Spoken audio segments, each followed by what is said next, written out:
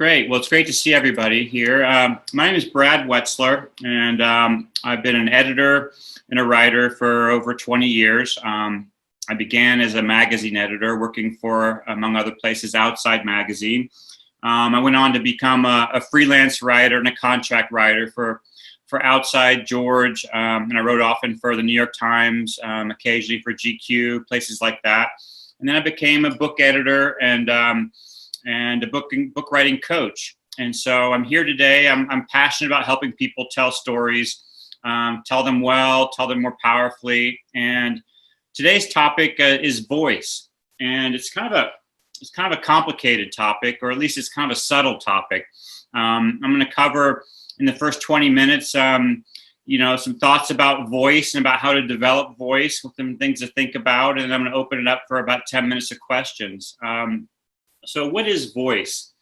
Well, I'm going to start with a story. When I began working at Outside, we all had our gifts, as editors. Some people were great, line editors. Some people were great copy editors. Some people were great at coming up with story ideas. And some people were great at just schmoozing writers and getting people to, famous writers to come write for us. And I guess when I look back on my time as a magazine editor, I might say my gift was, I was really good at seeing, matching writers with stories and seeing the magic that happens when the right author tackles a story, and the kind of that magic that transpires in that kind of a blend of worldview and subject matter. And so if I'm going to give a definition of voice, it's pretty complicated, but one definition is sort of your whole worldview that you bring to your subject.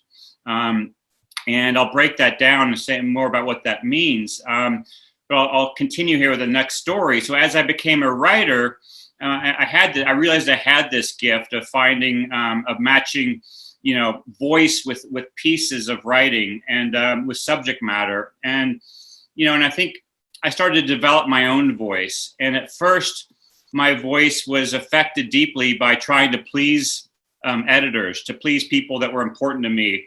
And I think that's a first step in finding your voice. You have to go through that stage of like, what do people want from me? What's my talent, and how can I get a piece published? And you find yourself maybe giving in and kind of imitating other people.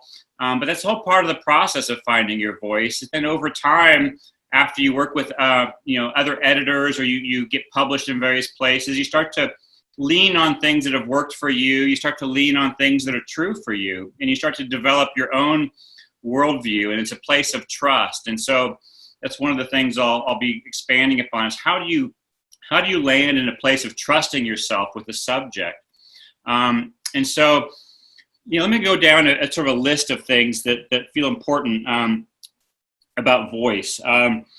Voice is the worldview. It's the lens through which you approach a subject matter. So, different writers will take on subjects in different ways. If I have a very engineering type, orderly brain, I might, approach a topic, say I'm writing about some guys, or some men and women who are working on a new type of computer, and that the voice that's going to come through might be a very methodical, very engineering type voice. If I'm a different kind of person, if I'm more of a creative person, I'm going to tell that same story, but I might find curiously new ways to develop the characters and show how the different characters involved in building this computer are so different. I might, be more fascinated by the interpersonal relationships that are happening between the people who are working on this computer than I am the actual computer parts. So just know that there's, take any subject, there's 1,000 ways to write that piece or to write that book. And the key to landing on your own authentic voice is to go pretty deep and really think about, what you have to offer the subject, what your strengths are as a writer, but also your essence, your idea of what the truth is. So again, voice is worldview. Voice is the very lens with which you see a subject. So I'm going to go down a list of things here to kind of keep in mind. all of these things fall under voice, but they're just different aspects of it, sort of like the faces of a diamond. Point number one is persona. So whenever we write, especially when we write in first person, we adopt a persona. There's no way to write about any topic, including yourself, without creating a character out of yourself. There's no way, simply by trying to write and say 5,000 words about a subject, you've got to create a limited, almost, I'll even use the word kind of cartoon character of yourself. And it's got to be deeper than a cartoon character, but it's both you and not you. And I've talked about this before. So it's like finding the things you want to most send out into the world, and sort of as the filter, as the viewer of this subject. So persona, you might land on certain parts of your personality, but not share other parts of your personality. You might want to come on. Maybe you want to show a part of you that is just curious, and maybe even a part of you that's a little bit lazy. Maybe you want to create a persona that is even a little bit different from who you are. But it's all part of kind of getting a hold of a subject, is deciding who to show up as a writer. We cannot show up fully. I mean, there's no way to write. We're all complicated. Walt Whitman said, I contain multitudes. We contain contradictions. You can't be surprising the reader with all these various sides of yourself. You've got to kind of create a coherent presentation of who you are. And you do that by sharing quirks, by sharing vulnerabilities, and also just creating a limited version of who you are. So I'll return to that subject. But so persona is issue number one as part of voice. Issue number two is position. And so every writer, has to choose about what position they're going to take in a piece of writing. And often, and obviously in a book length project, you might change your position often, but in a shorter piece, you might sort of hold back. Maybe you're an observer. Maybe you're kind of in the corner of the room and everything is sort of kind of way out in front of you, and you just like observing everything from a distance.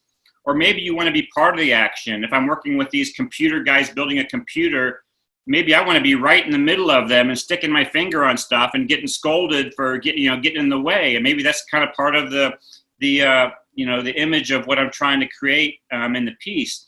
But just know that position is a big part of it. And when I was doing a lot of magazine writing, I did like to move around a bit, but I definitely like to be in the fray a bit. And at other times I like to be a bit more of an observer. So just know that where you stand in relation to the subject you're writing about is part of voice too. The third thing is style. And it's style is not exactly, equate voice, but it's part of voice. And style is sort of the linguistic overlay that you might choose. We all can think of writers who have a very pronounced linguistic style. I think of Tom Wolfe, for example, who used the big capital letters and lots of exclamation points and was bold and kind of in your face. I think of other writers, say Hunter Thompson, whose style was kind of really, embraced the absurd, embraced, the kind of dark side of things. Other people's style is just very unadorned, and they tend to want to present as, just bearers of information. One of my favorite writers is John McPhee, and from the New Yorker and many books, and he writes about geography of the West and lots of matters, but he has a very even-tempered, voice or style, and very kind of almost not encyclopedic, but it's a very minimalist, very accurate feeling style, because he wants to be known as someone who gets things right and is very unemotional in a lot of ways. So know that style is part of voice. Another thing is the next issue here is metaphor. Metaphors are big parts of telling stories, and the way in which the metaphors we choose, whether we choose kind of a comic. Whether to see the world through a comic lens, and we're drawing parallels to what we're seeing with the absurd, or maybe we draw from ancient history or something. But anyway, the way we use metaphors is also a part of voice. So So that's another important thing. And then and the final thing is maybe the most important. It's called the intentional arc. And I'm going to spend a little bit of time with this before I move to how to develop your own voice. So the intentional arc, we've talked in the past here about different types of arcs. There's always the physical arc in writing. There's like, it's like what's happening. I mean, boy meets girl. Let's talk about Romeo and Juliet. That's a story about boy meets girl. And that's the physical story. It's all about romance and young people and families. And then there's the emotional arc. And we've talked about that too. And the emotional arc is sort of the feelings underneath, the feelings that come up as the action plays out. Well, the third arc that I talk about less is called the intentional arc. And another word for it is just the why. And why are you telling this story? What do you hope your reader is going to get from it? And what's that central theme? And so, for example, I'm working on a book right now about travel, and I've traveled all over the world in my life and my career, and but it's not just about travel. It's about seeking and things that I've been seeking in my life, and then so of course there's that emotional arc about it, how I feel as I'm doing this. But the third arc, that intentional arc, is why am I telling this story, and what do I hope people to get from it?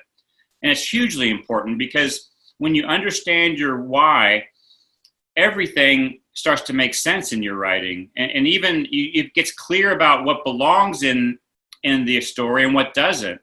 So in my particular case, I'm actually writing about faith in self and faith in something larger than myself.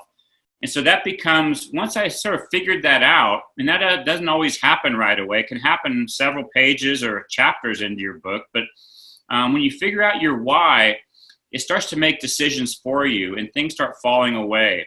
So every scene I choose has to show this quest for faith in self and something larger than myself. So I might have thought in the planning of my book that there was going to be a chapter or a scene about, me going off and playing volleyball on the beach somewhere in the country where I was. But I realized as I got very clear about my arc that was a scene that didn't belong in the book anymore.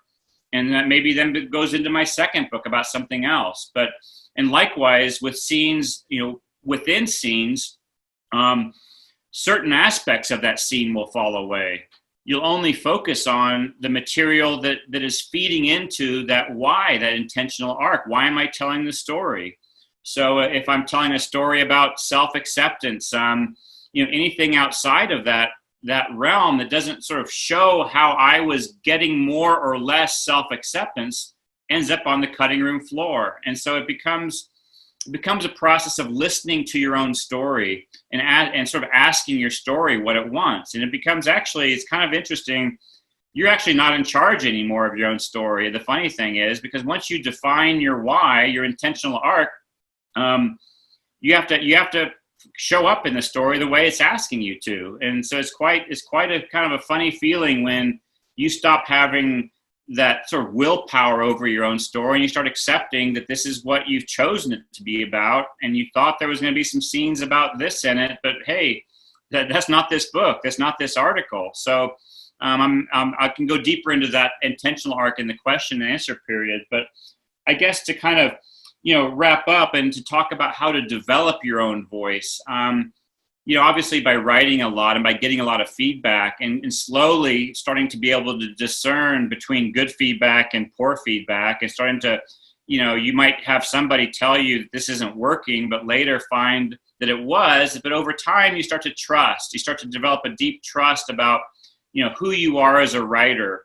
And you start to sort of not write so much for others, but you still have to keep, a sense of the reader. And how do you do that? Well, I like to think about just who my ideal reader is. I keep a kind of a cast of characters in my head of people who I want to approve of my writing. And in a weird way, those are just parts of me. But, I do like having a bit of the absurd in my writing. I do like kind of poking people who I think deserve to be poked. And so there's a little bit of Hunter Thompson in me that, that I try to approve in my writing. There's also, I want to be taken seriously as a writer. I don't want to be quite so absurd as Hunter Thompson. So I've got kind of journalistic people in my little cast of characters in my head. A guy named Mark Kramer, who worked for the New Yorker for many years and wrote their Talk of the Town pieces. A very sane writer, a very clear and in some ways unemotional writer. So I also try to please that personality. And so what comes out though is something that really is pretty authentic. Even as I'm trying to please these voices in my head, I don't want to be as crazy as Hunter Thompson. I don't want to be as dry as Mark Kramer, but I can find kind of a blend. If I please both of them, those voices in my head, then I'm pleasing myself. And so, and the final thing to add to it is to write about things you love. And I think one of the things that made me a successful magazine writer back in the day was I picked my subjects carefully, and I always had a lot of fondness for my best subjects, and those are the articles that came out the best. One that comes to mind that was actually was featured in Best American Travel Writing was I went to the Czech Republic and lived with these kind of dilettante hobos for a month, and they were people who had jobs but who on the weekends retreated to the woods and lived like they imagined American, hobos back in the early 20th century would have lived, riding trains, camping out, drinking a lot, loving nature and in their own weird ways and dressing up like cowboys and Indians. And, I brought a lot of affection for these people as I wrote about them. Even as I brought discernment, though, even as I wanted to show where they were being outrageous or just poke a little gentle fun at them, when you love your characters, when you love what you're writing about, it's hard not to let, that love come through on the page. And it sounds kind of woo-woo, but it's actually quite an important part of writing, gravitate to the things that light you up, because you're going to come out further onto the page, and you're going to present your full self as a narrator stronger on the page. So it's not a small thing. And obviously you do find yourself sometimes writing about things you don't care about as much as part of being a professional writer. And my advice on that front is find things you love about this subject. If you love the characters but can't stand the what the subject's really about, focus on them and bring out their humanity. So always kind of gravitate towards the things that you find most interesting, and not what some nameless editor out there. When you try to please a nameless editor that you can't even imagine, you're trying to please the whole publishing industry. It just leads to watered down writing that sort of lacks passion and lacks voice. So to kind of wrap up, what is voice? It's really the complete overlay of language, of worldview, of position, of character, of narrator character, and it's all wrapped up in this kind of ball, and it becomes the entire lens with which you look at something through. And the stronger the voice you have, it's often said in Memoir, for example, that only two things really matter: story and voice. So you just have to tell good stories, and you have to have a voice that's clear. One more way to kind of describe voice, I'll just go back to when I was an editor. I managed the slush pile for a long time, and we got a lot of pitches for articles, and you could just tell immediately, if this writer had a sense of voice that they already have developed. Because often if they didn't, you'd get a pitch that said, I want to write about, climbing 14ers in Colorado, and they would describe the 14ers. They would describe, what had to be done to climb 14ers. They could have climbed them all, but I probably would have rejected that pitch because it just was about a subject, and there was no sense of how they were going to approach it. Whereas, I could have gotten a pitch the next day about, climbing 14ers, and the person had never climbed one, but they had an approach to the story that was kind of intoxicating. They wanted to do it, they wanted to do it despite being 40 pounds overweight, and they wanted to do it while carrying, a flag representing, the nation of Liechtenstein or something. I'm just making this up, but they had an approach, they had a vision for the article. And sometimes I would see a pitch come in like that, and I would say, well, that's not the article we want, but I really want to work with this writer. And that's when I would gravitate toward them and figure out a piece that would be great for them, because I could tell they were bringing something special. They were bringing themselves to the piece in a way, and that's as important or more than the subject you're writing about. So voice, it's a complicated thing. It's something you develop over time, but it's a vastly important thing. And it's actually, it's a big determinant in whether someone will like your piece or not and end up publishing it. And it's also something, it's also very wrapped up in the truth. I mean, when we talk about what you love, when you write about something you love, you want to portray it accurately. You want to portray it with a certain kindness and a certain, generosity of spirit that brings out the other people and brings you out. And one thing that voice is not, in my opinion, is mockery. And there's a lot of mockery out there, especially in magazine journalism these days.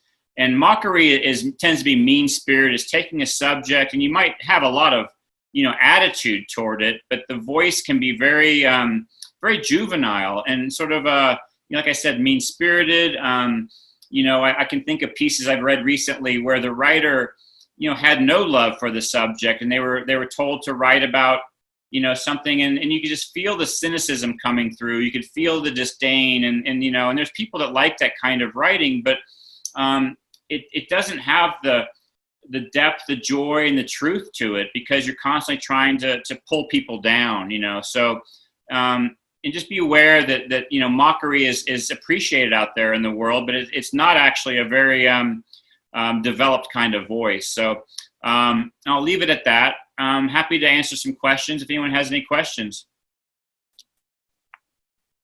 Ruthie or Mark or...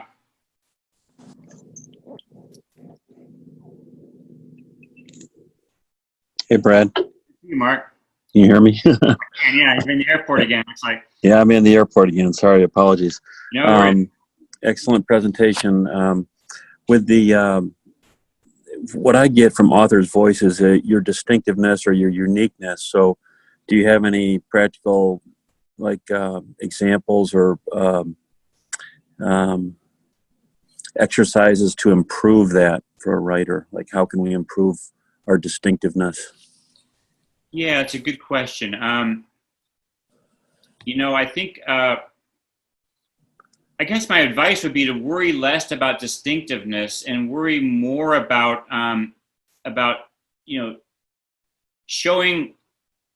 gravitating towards, again, I hate to kind of repeat this idea of love, but showing your enthusiasm for your subject. Voice doesn't necessarily mean distinctiveness. It can be, Tracy Kidder, for example, is an author who's written, a lot of books about a lot of different subjects, and his distinctiveness is his even-handedness and his mixed with curiosity. So I guess I would worry less about, it's sort of it's not so much about what clothes you're going to put on to wear to the party. It's more about, taking a deep breath and showing up as who you are at the party. And and that's going to draw more people by sharing what you're passionate about, gravitating again towards the things you're most interested in. So, I know a little bit about what you like to write about. You're very good at personality, but you're also very good at the technical stuff. And so I guess, when I think about your writing, Mark, rather than trying to be distinctive, you'd want to show off your expertise about, all aspects. If you're writing about flying, for example, no writer is going to bring, the expertise you have towards, your subject if you're writing about flying that you do. And so how do you just show up fully, and with curiosity, and also with, enthusiasm for the geekiness of it, as well as, the seriousness of it. I think that's one way you could probably keep finding your landing to your voice is, I know you must really get excited about certain technical parts of planes and about flying and aviation. And the more you could show that enthusiasm and knowledge in a way that is kind of infectious and is curious, I think the stronger your voice is going to be. So I guess what I'm trying to say is it's not so much about imagining the persona and like how I can be different. It's about honoring the subject matter in a way that shows your own enthusiasm and love and personality in ways that are authentic. You know, I would definitely follow you anywhere you would go, inside a plane, on a trip across the world, any subject about aviation, because I know you're the expert and I know you've got a love for it. And the more you show that love for it, the more distinctive you'll end up being, because no other writer will be able to match you with that. So, yeah, if that works for you. Any other questions?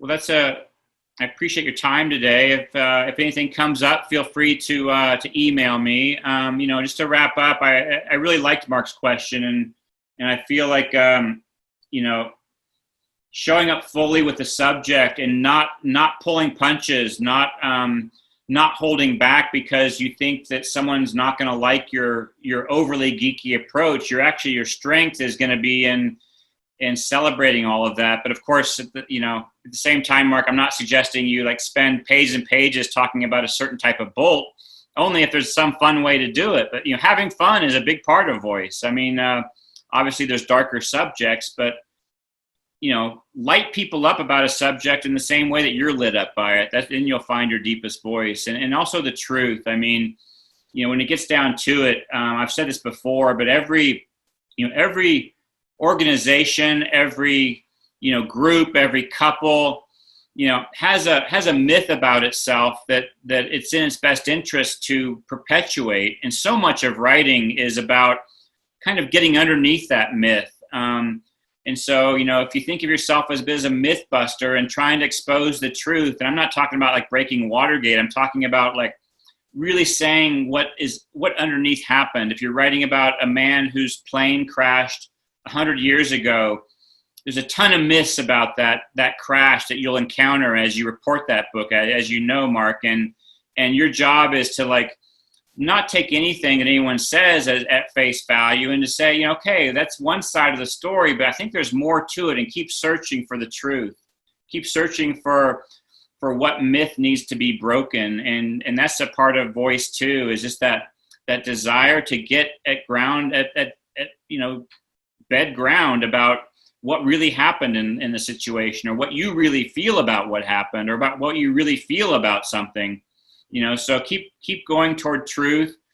You know, humor is always a good thing. Not everybody has the gift of humor, but if you do have a gift of humor, certainly a little overlay of self-deprecation can you know, show vulnerability too. So that's another strategy. So anyway, I appreciate you all being here, and I'll be here every Thursday at 11 for the near future. So I look forward to seeing you again.